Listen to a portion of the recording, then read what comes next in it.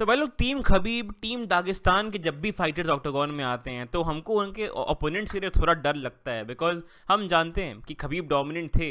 लेकिन सिर्फ खबीब नहीं, पूरा वो जिम ही एकदम बैक टू बैक जो जो किलर्स होते हैं उनसे भरा हुआ है। उसके अलावा ऐसा कोई जिम या ऐसा कोई ग्रुप नहीं था जिनको देख के लगता था कि अच्छा ये पूरा का पूरा ग्रुप ही भयानक है। ऐसा नहीं कि एक दो फाइटर ही अच्छा है उसका। अब लेकिन द फाइटिंग नर्ड्स करके धीमे धीमे आ रहे हैं। ये ब्राजीलियन जिम है और इसमें 4 की फाइटर्स जो अलग ही मतलब बहुत ही फन, बहुत वायलेंट और प्रॉपर अनडिफीटेड अभी तक चलते हुए आ रहे हैं यूएफसी में। इसमें है भैया अपने कायो बरालो मिडिल वेट में, कार्लोस फ्राटिस वेल्टर वेट में, मॉरिशियो हफी जिनका अभी बहुत ही बढ़िया स्पिनिंग व्हील किक नॉकआउट आया था बॉबी ग्रीन के अगेंस्ट, और जीन सिल्वा जिनका अभी नॉकआउट तो आया था लेकिन सबसे रिसेंटली वो पॉपुलर हुए थे अपने ब्राइस मिचेल वाली जो प्रेस कॉन्फ्रेंस थी उसका मैंने अलग वीडियो बनाया था, उसको देख लेना जाके। लेकिन मैं इस वीडियो में इन चारों की बात करूंगा। बहुत टाइम से मैं बोल रहा था इसकी वीडियो बनाऊंगा और आप लोग भी मांग रहे थे ये वीडियो मुझसे। चारों फाइटर्स के थ्रू जाएंगे, क्या उनके पॉजिटिव पॉइंट्स है, क्या उनका अभी तक ट्रैक रिकॉर्ड चलता हुआ आ रहा है, और इन चार में से मुझे क्या लग रहा है कि इन चारों में से कौन एक्चुअली चैंपियन बन सकता है और एक चैंपियन बन सकता है, अभी से बता रहा हूं मैं। तो देखिए सबसे पहले आते हैं देखो जीन सिल्वा पे। जीन सिल्वा है अपने फेदरवेट के प्रोस्पेक्ट, ठीक है। ये फेदरवेट है अपना 145 पाउंड, जहाँ पे इलिया टोपुरिया अभी चैंपियन थे। अभी आर एस पोल्कनॉस के डिएगो लोपेस के बीच में इसकी फाइट होने वाली है, ठीक है। जीन सिल्वा इस ग्रुप के सबसे वायलेंट इंसान है। उनके ऐसा लगता है कुछ भी वो पंच लैंड करते हैं, प्योर बॉक्सर है वैसे, किक्स वगैरह लैंड करते हैं, लेकिन he has horrible power in his hands.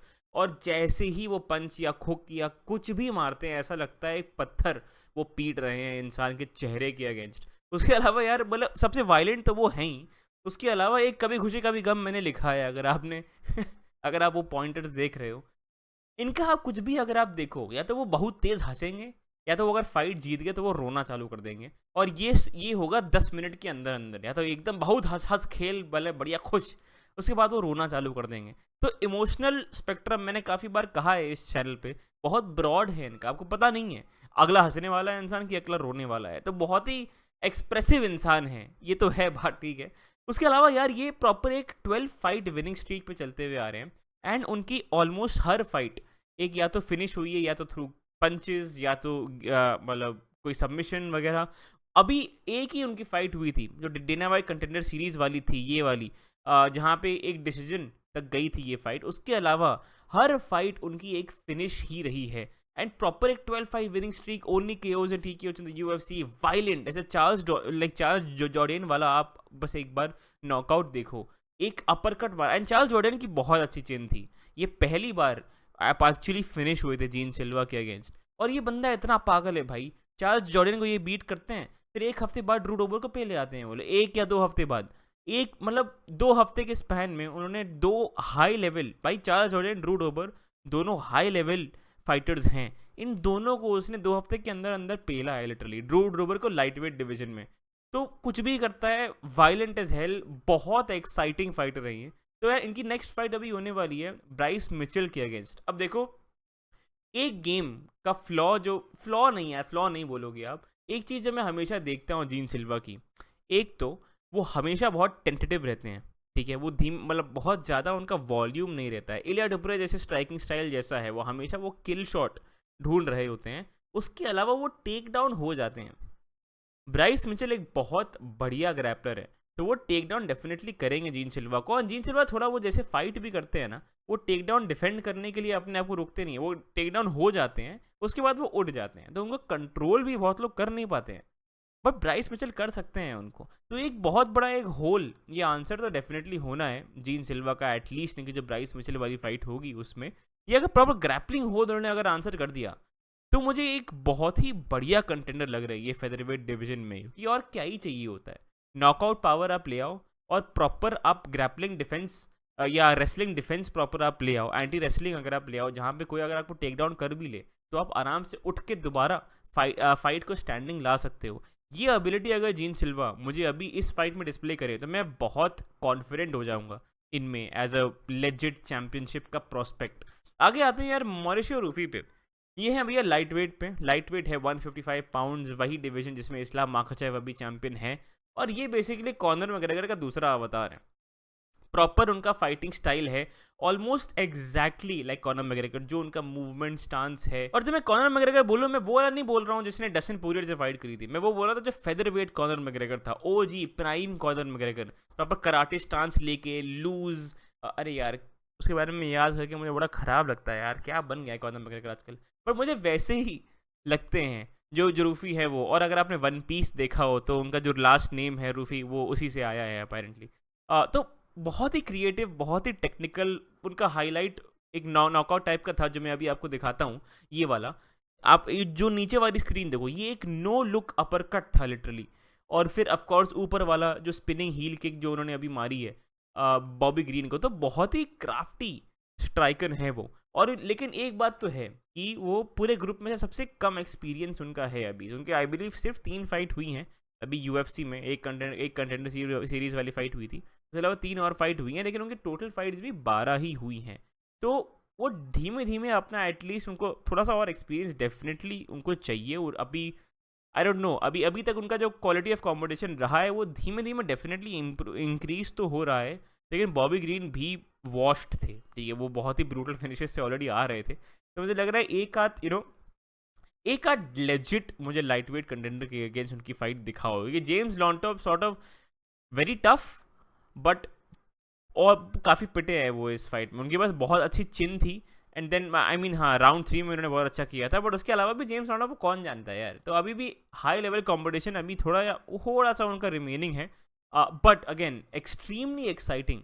इसके बाद जो उनकी फाइट होगी, देखो बेनिल डारियस को उन्होंने कॉल आउट किया था, डारियस भी ओपोनेंट ढूंढ रहे हैं। मुझे लग रहा है डारियस से ही उनकी फाइट इसके तुरंत बाद हो जानी चाहिए।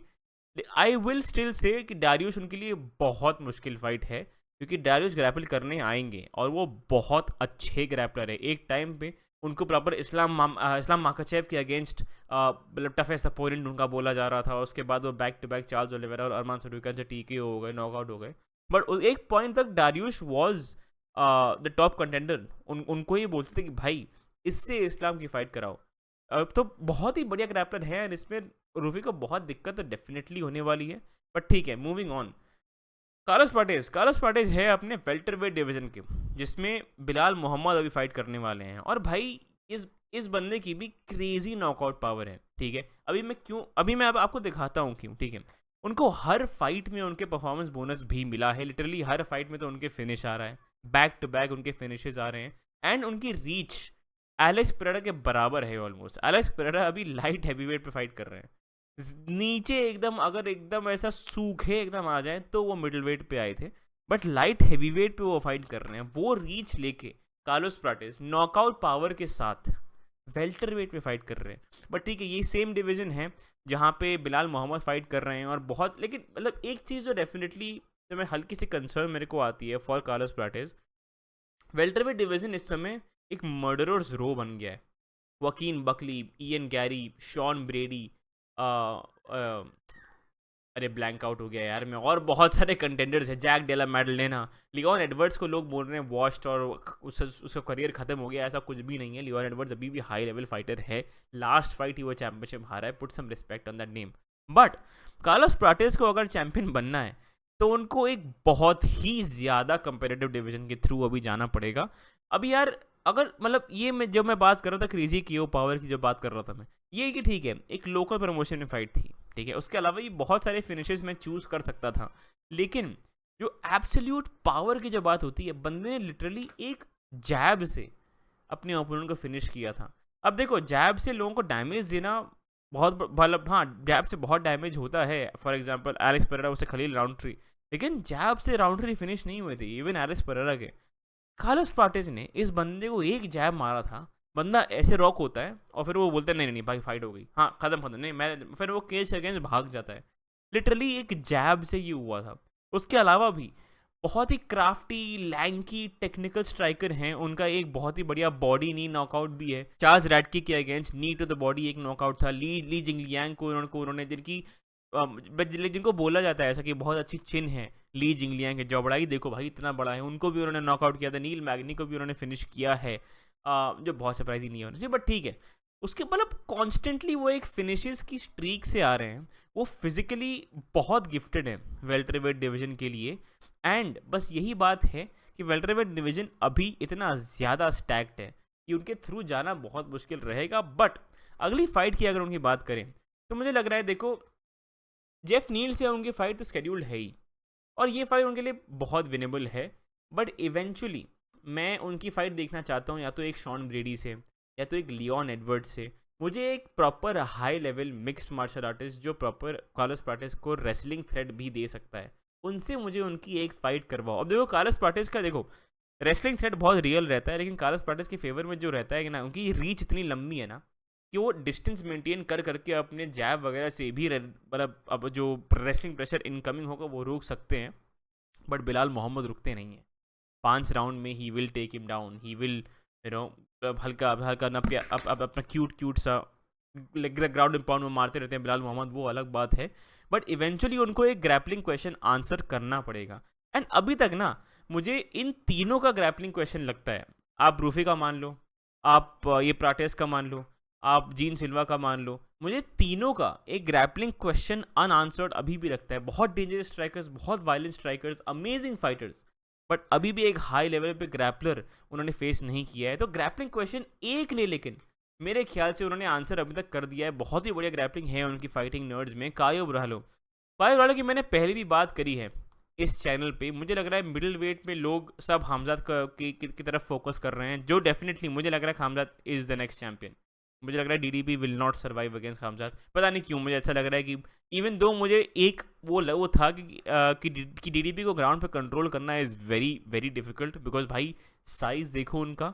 But DDP makes mistakes and Hamzad भाई आप उनके सामने मिस्टेक नहीं कर, आप करोगे तो वो आपको चोकआउट कर देंगे।